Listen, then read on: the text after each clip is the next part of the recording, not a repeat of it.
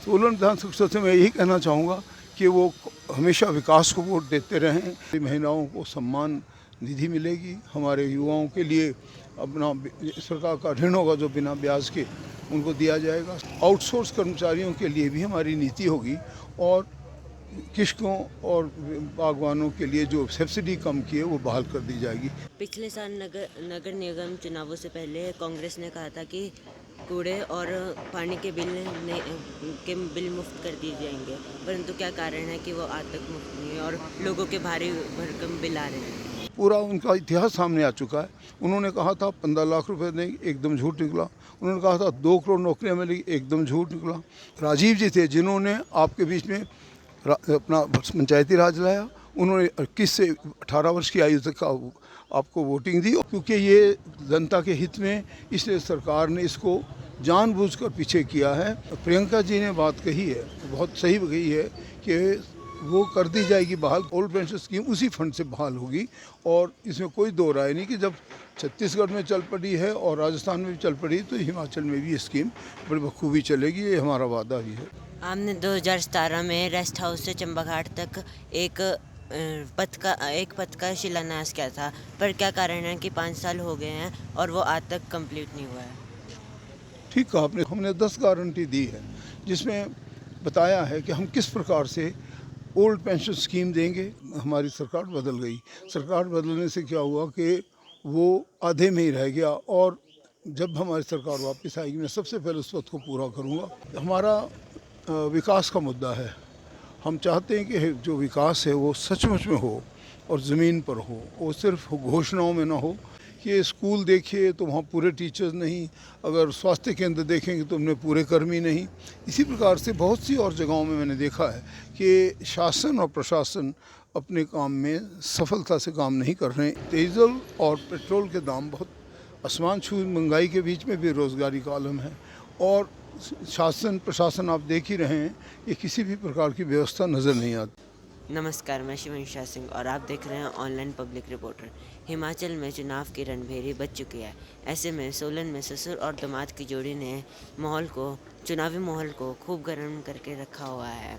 जहां ससुर धनीराम शांडिल अपने दामाद को हराकर अपनी हैट्रिक करना चाहते हैं, वहीं राजेश कश्यप अपने ससुर को हरा के अपने पिछले हार का बदला लेना चाहते हैं। आइए हम सोलन से विधानसभा में कांग्रेस के उम्मीदवार डॉक्टर धनीराम शांडिल जी से बात करते हैं। नमस्ते अंकल, आप ऑनलाइन पब्लिक रिपोर्टर में आपका स्वागत। मेरा पहला सवाल यह है कि चुनावों की रणभेरी बज चुकी है, तो आप सेना में भी रह चुके हो, तो आपको 82 साल का जवान कहें या 28 साल का जवान? अच्छा, सबसे पहले तो आपका बहुत धन्यवाद कि हम आपके चैनल पर आए। हम लोग पिछले लगभग 8 दिनों से इस कार्यक्रम में व्यस्त हैं। जो अभियान का कार्यक्रम है, हमारा प्रचार कार्यक्रम है। हमारे सभी कार्यकर्ता, सभी कांग्रेस के जितने भी पदाधिकारी और सब इकट्ठे होकर लोगों तक अपना एक संदेश दे रहे हैं। जहाँ तक मेरा ताल्लुक़ है, मैं समझता हूँ कि जो एज होती है बेटा, वो एक नंबर होता है सिर्फ। Age is in the mind. अगर माइंड को कमज़ोर कर दो तो कई बार 28 साल का भी आदमी जो है वो बुरा लगेगा या महसूस करेगा और कभी कभी 82 का भी ये बोलेगा कि आई कैन वर्क। तो मुझे ऐसा लगता है कि काम करने में अच्छा लगता है, लोगों की सेवा करने में अच्छा लगता है और जब तक चल सकते हैं तो चलने में भी मुझे बड़ा आनंद आता है। हमारा विकास का मुद्दा है।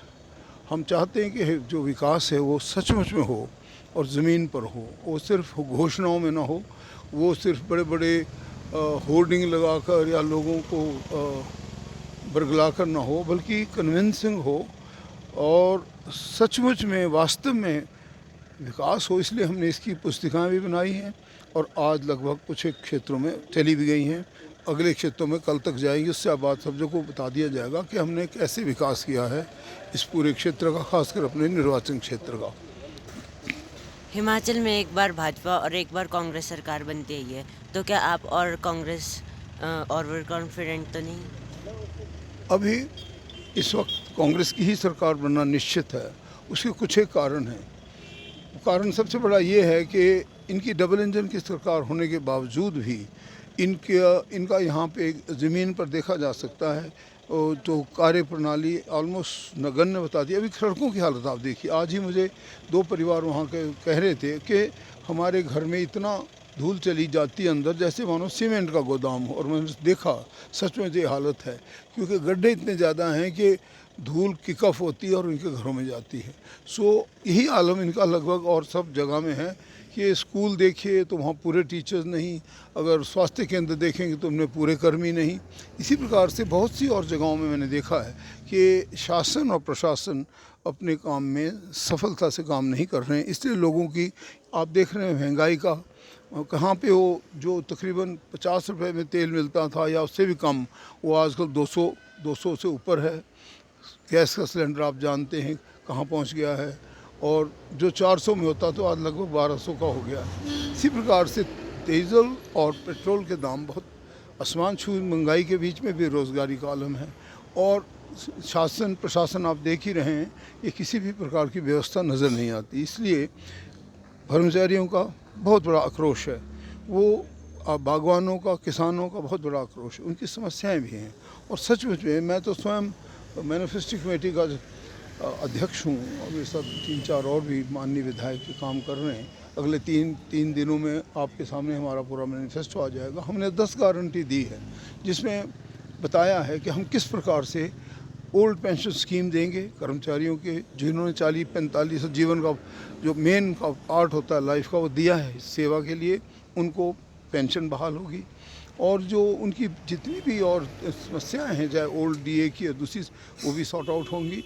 इसके साथ हमारी महिलाओं को सम्मान निधि मिलेगी, हमारे युवाओं के लिए अपना सरकार का ऋण होगा जो बिना ब्याज के उनको दिया जाएगा, स्टार्टअप फंड। इसी प्रकार से हमारे किसानों, बागवानों और यहाँ के फूल उगाने वालों के लिए भी नीतियाँ हैं। आउटसोर्स कर्मचारियों के लिए भी हमारी नीति होगी, और कृषकों और बागवानों के लिए जो सब्सिडी कम की है वो बहाल कर दी जाएगी। इस प्रकार का हमारा कार्यक्रम है। आपने 2017 में रेस्ट हाउस से चंबाघाट तक एक पथ का शिलान्यास किया था, पर क्या कारण है कि 5 साल हो गए हैं और वो आज तक कंप्लीट नहीं हुआ है? ठीक कहा आपने। सेंट लूक से चंबाघाट तक का जो हमारा वॉकिंग पथ था वो इस प्रकार से मैंने आरंभ किया था। उसके लिए 77 लाख रुपए की धनराशि उपलब्ध कराई गई थी। वो लगभग हम आधे तक आए, और समहाउ तब तक हमारी सरकार बदल गई। सरकार बदलने से क्या हुआ कि वो आधे में ही रह गया, और जब हमारी सरकार वापस आएगी मैं सबसे पहले उस पथ को पूरा करूँगा। कुछ एक उसकी टेक्निकल चीज़ें हैं, अगर ज़मीन का कोई विवाद हो फौज के साथ वो भी ठीक किया जाएगा और वो पथ बहाल किया जाएगा, no doubt about it. OPS की बात करें तो कांग्रेस के नेता और प्रियंका गांधी ने कहा है कि ओपीएस बहाल कर दी जाएगी, परंतु आपको पता ही है कि स्टेट गवर्नमेंट और सेंट्रल गवर्नमेंट भारी कर्जों के बीच में डूबी हुई है, तो ये ओपीएस कैसे बहाल की जा सकती है? ओल्ड पेंशन स्कीम का जो प्रियंका जी ने बात कही है बहुत सही कही है कि वो कर दी जाएगी बहाल, क्योंकि जब उदयपुर सेशन हुआ तो मैंने स्वयं श्री भूपेश बघेल जो माननीय मुख्यमंत्री छत्तीसगढ़ के हैं उनसे बात डिस्कस की थी इन डिटेल, और ये इसका किसी भी कर्जे से कोई ताल्लुक़ नहीं है। कंसोलिडेटेड फंड ऑफ इंडिया में एक क्रम होता है कि यहाँ पे हर चीज़ के लिए अलग अलग धन रखा जाता है। तो जो ये पेंशन स्कीम है इसके लिए सचमुच में केंद्र में अलग से फंड होता है, इसकी जानकारी लोगों को नहीं दी जाती, क्योंकि धन कई बार इधर से उधर खर्च करने की जो नीति हमारी खासकर केंद्र सरकार की है वो अभी भी जारी है। ये फंड बहाल, इनकी ओल्ड पेंशन स्कीम उसी फंड से बहाल होगी, और इसमें कोई दो राय नहीं कि जब छत्तीसगढ़ में चल पड़ी है और राजस्थान में भी चल पड़ी तो हिमाचल में भी ये स्कीम बड़ी बखूबी चलेगी। ये हमारा वादा भी है और ये होगी भी। पिछले साल नगर निगम चुनावों से पहले कांग्रेस ने कहा था कि कूड़े और पानी के बिल मुफ्त कर दिए जाएंगे, परंतु क्या कारण है कि वो आज तक मुफ्त नहीं है और लोगों के भारी भरकम बिल आ रहे हैं? दोनों ही वादे हमारे पूरे होंगे। वो जानबूझकर मैं 2 बार अपने मेयर और डिप्टी मेयर को स्वयं लेके गया था माननीय मंत्री महोदय के पास। हमारी दोनों ही चीज़ें में से खासकर जो पानी की बात है, 100 रुपये जो लोगों को दिया जाएगा 12,500 लीटर तक का, वो बहुत सही एक पैमाना है और वो होगा भी। क्यों? क्योंकि ये जनता के हित में, इसलिए सरकार ने इसको जानबूझकर पीछे किया है। ये बहाल होगा और आप देखेंगे कि ये जैसे हमारी सरकार आएगी, ये दोनों चीज़ों में बाकायदा ये सुधार होगा और ये अपनाए जाएंगे। 5 तारीख को प्रधानमंत्री नरेंद्र मोदी सोलन में भाजपा उम्मीदवारों के लिए वोट मांगने आएंगे। सभी जानते हैं कि उन्हें गेम चेंजर कहा जाता है, कि जहाँ पे वो जाते हैं वहाँ पे मतलब माहौल चेंज हो जाता है। तो इस पे आपका क्या कहना है? देखिए, वो कहते हैं कि भाई बहुत समय तक आप आदमी को बेवकूफ़ बना सकते हैं। You can make some people for some time fools for some time, but you can't make all the people fools all the time. देखिए, ये मैं मानता हूँ कि गेम चेंजर करने की इनकी नीति रही है।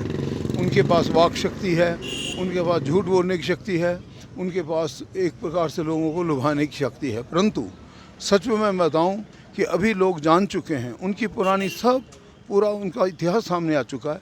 उन्होंने कहा था 15 लाख रुपए देंगे, एकदम झूठ निकला। उन्होंने कहा था 2 करोड़ नौकरियां मिलेगी, एकदम झूठ निकला। उनके बाद कहा था 31 सितंबर का आप मुझे किसी भी चौराहे पे ले जाओगे, अगर मुझे एक भी ना दो और ये मैं वादे नहीं पूरे करूँगा तो मुझे कोई भी सजा दो। तो जब इस प्रकार का एक देश का प्रधानमंत्री इतने तक नीचे आ सकता है, तो यहाँ आकर वो क्या गेम चेंजर बनेंगे? यहाँ लोगों ने मान लिया है, आप देखेंगे उनके आने का एकदम निरर्थक होगा, टोटली नेगेटिव होगा।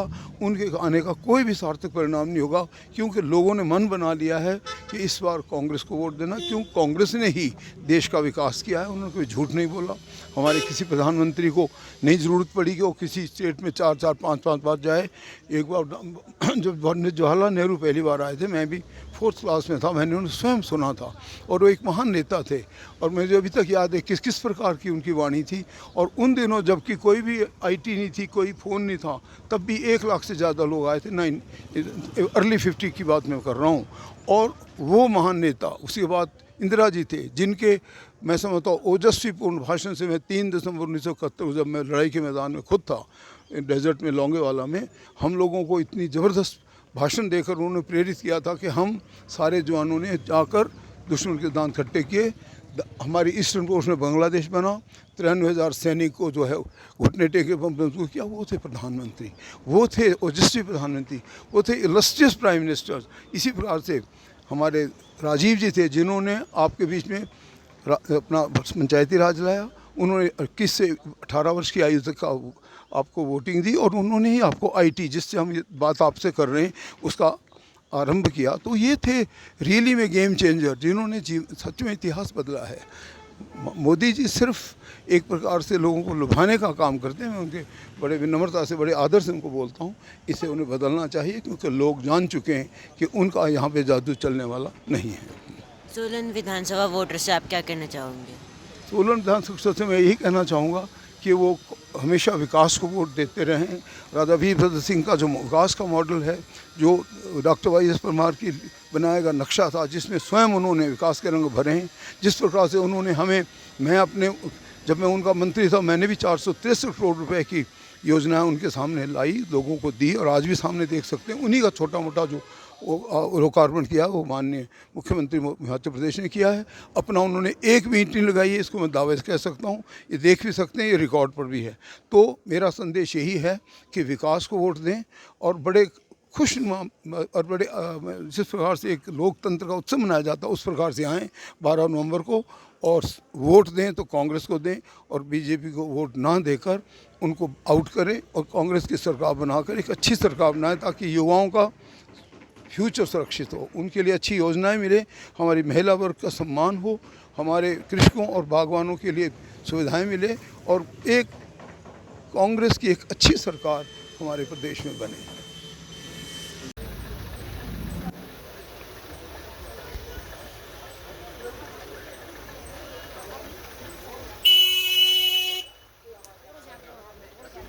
Congress party, Congress party.